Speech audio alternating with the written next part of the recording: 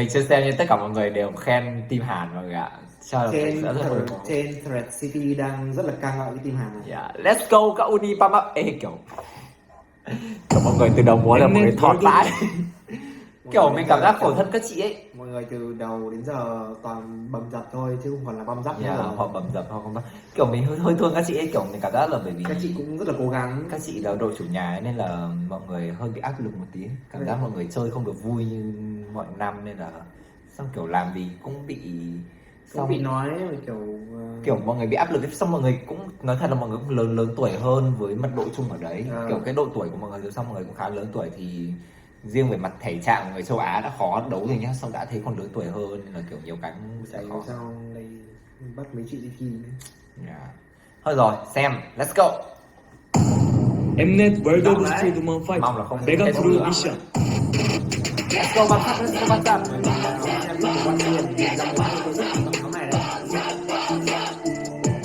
Mọi người sẽ lôi ai? Ê, DJ thắng Mega Crew Season 1. Yeah, bài đấy rất hay, bài đấy có vấn đề. Bài này nền trắng đúng không? Dùng cái siêu nền trắng đúng không? Không, bài này cũng nhiều bối cảnh. Bạn xinh thế. Xong điểm. Rất Hàn Quốc. Kiểu cương thi nhỉ? Oh my god. Rất kiểu mình cổ trang Hàn Quốc ấy. Sao tình đẹp thế, ánh sáng đi. Đây là mình con crew ấy, đây chỉ là mình con crew. Đây là crew, đây là crew. Wow. Hey.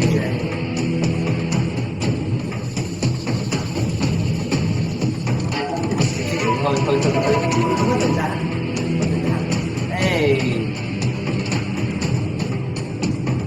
Ê, đẹp quá.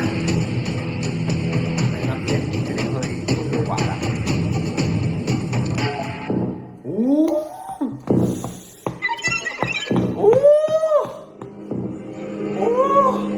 Ôi các chị tối rồi, các chị tối rồi. Oh my god.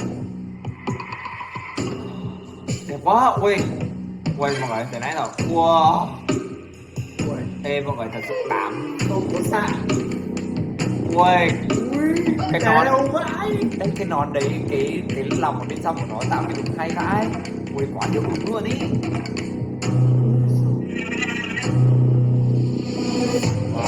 Mada. Ôi Mada quán quân Street Fighter 2 nhận Ê Siêu Mega Crew ấy, ui họ chạy được điên luôn. Đẹp trai vãi, kéo chân nhảy luôn, đẹp trai quá. Tận cắt cái này hơi phí nhỉ. Tận cắt cảnh này. Oh my god, ui tuyệt. Wow. Ê, attitude girl. Rất hợp lý luôn. Ê, cái lựa chọn góc quay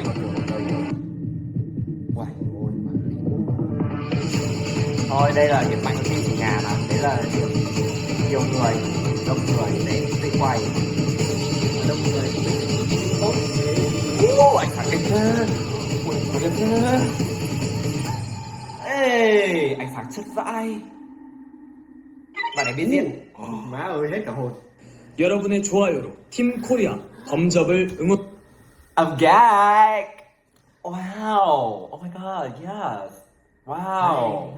Hay nhưng mà vẫn thiếu một cái gì đấy bùng nổ ha. Đấy, không, thật ra thấy em cảm thấy nó vẫn thiếu một cái gì đấy nó thực sự nó up mood. Art director là Lee Si-won. Tức là không biết là có phải người khác làm art director theo Art director. Director là Honey J mà. Không, nhưng mà art director là kiểu những người về kiểu những cái thêm về xung quanh set quay, xong rồi góc quay kiểu cái thứ nên là maybe người ta sẽ kiểu cố vấn thêm chẳng hạn. Yeah, nhưng mà viết này mình thấy trọn vẹn. Ôi đây là viết từ nãy giờ làm cho mình cảm giác đây là Mega Crew ấy. Kiểu họ đúng là kiểu họ là team chủ nhà và họ đã tham gia ấy, kiểu họ biết nó là như nào ấy. Xem phát biết luôn đấy. Ôi excited quá, thôi xem luôn đi, xem lại đi, mình sẽ vừa xem lại lần 2 xong mình vừa khen tiếp. Universal Space Support 1 million. Yeah, cái này Thật ra cái màu này nó cũng somehow nó cũng có những cái của One Million năm ngoái, nhưng mà nó sẽ có nhiều màu sắc điện ảnh hơn. Mnet World of Nhiều Street cái ngôn ngữ điện Fighter ảnh hơn. Mega Crew Mission. Có chị diễn viên chính, nhưng mà mình cảm thấy chị diễn viên chính đấy rất nổi bật, và không cần với mọi người hiểu không? Tức là đây là một cái team mà kiểu mời khách mời vào, nhưng mà mình không cảm thấy bị lấn át. Họ sử dụng khách mời rất thông minh, Khách mời là đúng cái role của khách mời, rất thông minh. không bị lấn át thì sẽ spotlight của các chính xác. Nó là một cái gì đấy nó hơi cơn ác mộng đúng không? Chị diễn là chị diễn rất tới. Wow, chị diễn hay vãi. Ê, ui, cái frame này nhá, xong rồi cắt đấy. Ui, kiểu cắt hai cảnh hợp lý vãi. Xong mọi người thấy họ thông minh không? Kiểu họ là một người rất biết chơi góc nhá. Thấy hai cái mũ hai bên này nó giúp cho tạo cái việc mà mình tập trung vào cái khoảng ở giữa ấy. Ê, chuyển cảnh chất vãi đái luôn. Ui, nhìn phía sau kìa. Ui. Nhưng mà đây chính là cái mà họ chỉ gây giỏi. Làm kiểu nó là một cái sự organizing mess ấy. Nó là một cái khối hỗn loạn đầy được tổ chức sắp xếp rất kỹ càng. Còn bây giờ người ta phải mess này đấy, như mình nói lúc này là trích này hơi cũ và cũng hơi cũ thời gian. Đây với hai sáng nhờ, cái này hơi cũ nhỉ, cái này cũng không có gì đặc biệt. Không tiếp tục. Ê, siêu cảnh của người nét vậy. Em mê đoạn này quá, chơi lại đi. Trông sợ nhỉ, trông kiểu creepy vậy. Mà vẫn rất nhảy nhá, rất ngôn ngữ nhảy. Chân đấy, ăn tiền đấy. Uầy, để phải. Không hiểu mọi người tạo những cái hình này nó có nội dung gì không nhỉ? Maybe nó có ý nghĩa. Ui, cái tròn nếu mọi người nó có hai cái tròn đấy, kiểu ứng vãi nhìn cái con mắt ấy, nhìn vừa sợ vừa hay. Ê, xài vai.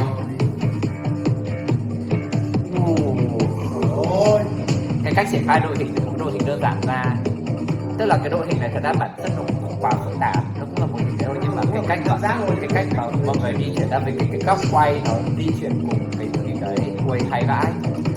Mọi người không cần phải cắt cảnh ấy, mà cái góc quay nó sẽ đi cùng ở đây xuống đây một đội hình luôn, di chuyển đội hình. Let's go DJ. Thật ra phần này không quá nổi bật nhưng mà mình vẫn thấy nó vừa vặn, giữ được nhìn đấy. Sợ tuyến nhở, tuyến này hay vãi, kiểu nó sẽ có một cái đường ở giữa để mà chuyển các cái phía còn lại sang tỉnh tỉnh lại. Sơn Rồi quá mê luôn.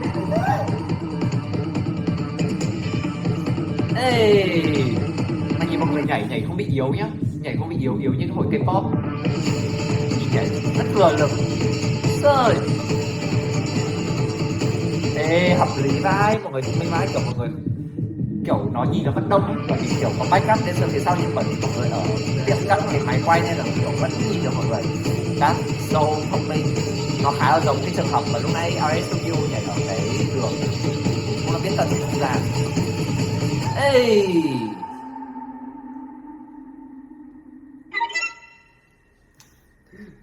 여러분의 좋아요로 팀 Thôi. 코리아 범접을 ổ crowd cho các mẹ thôi, ổ crowd cho các mẹ thôi. Bạn hai angle nói sao nhỉ? Bạn hai angle nó đẹp như là của Osaka Ojogan vậy, nhưng mà nó phức tạp hơn rất là nhiều. Yeah, phức tạp hơn nhiều. Bởi vì nó đông mà, nó đông ấy, nó rất phức tạp luôn ấy. Với hội của Ojogan ít người, làm sao mà đông được như này, và hình khối không di chuyển nhiều, hình kiểu mọi người ở kia chỉ là ở sẵn trong một cái khung hình đấy và mọi người chơi với movement thôi.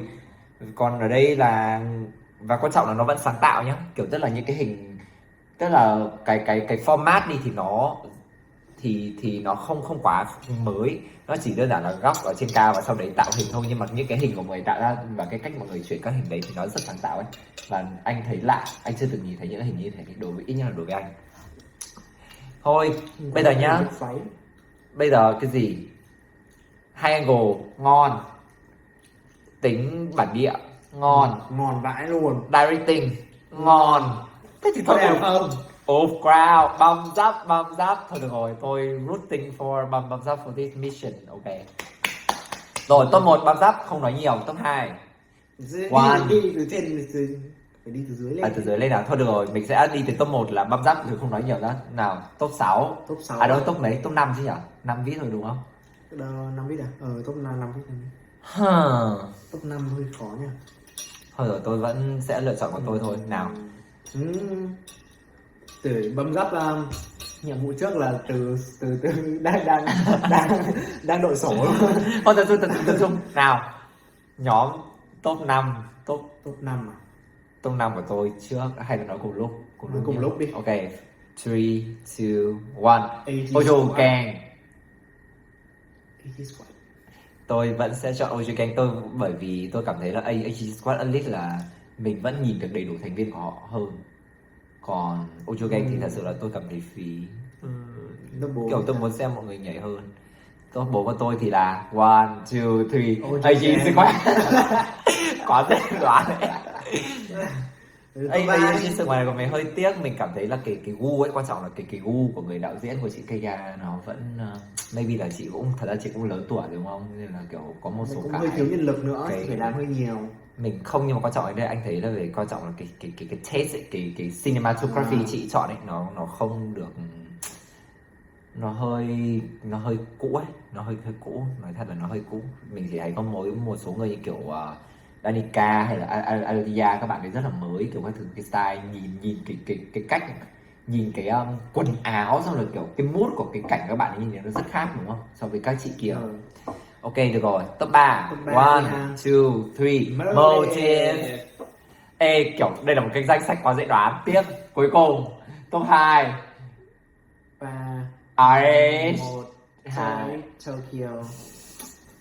Đáng đếm cái gì? Chúng tôi chẳng hy sinh gì cả. Chúng tôi bị loại khỏi mission này. Nói không để. Ok, RH Tokyo. Wow. Ok. Em thích Mega Crew mùa này hay mùa trước hơn? Anh vẫn thích mùa trước, những mùa trước hơn. Em thích mùa trước hơn. Mùa này cảm giác là nó bị đề cao cái tính nation. Không, mọi người tập trung vào việc quay dựng một cái vid mà nó nhiều setting quá các thứ hơn ấy. Nó vậy, nó bị đề cao cái tính bản sắc nhiều hơn. Còn ý của mình ở đây là kiểu mọi người tạo thành những cái vid kiểu một cái ví dụ như kiểu gọi là một cái dance film thì rất nhiều kiểu setting, xong rồi kiểu các thứ rất là phức tạp ấy, chứ mọi người không có dùng một cái phông nền tối giản nữa. Ít nhất là như băm giáp, mặc dù cũng có cách tân nhưng mà kiểu về cái cốt ấy, cái phông nền của nó vẫn khá là tối giản, và mình tập trung được nhiều vào cái cái tính mega của cái đội hình, xong là tuyến các thứ hơn. Còn các cái khác thì bởi vì mọi người chèn quá nhiều về setting rồi là bối cảnh, xong là kiểu phục trang hay các thứ, nên là nhiều khi những cái đấy nó hơi bị lấn át đi cái mặt. Nó bị không tập trung hẳn vào cái tính mega ấy. Đối với mình là như thế. Yeah. Ok, so I think that's it. Ui, không hiểu sao máy tôi vẫn chưa sập hết dung lượng. Ok, but like that's great. Thank you. See you again. Không biết bao giờ mấy cái clip mình mới được lên. Nhưng mà thôi, nhớ subscribe nha cả nhà. Nhớ ủng hộ bọn mình nha. Bọn mình kiểu mình thật sự bận lắm rồi nhưng mình vẫn cố gắng làm ấy.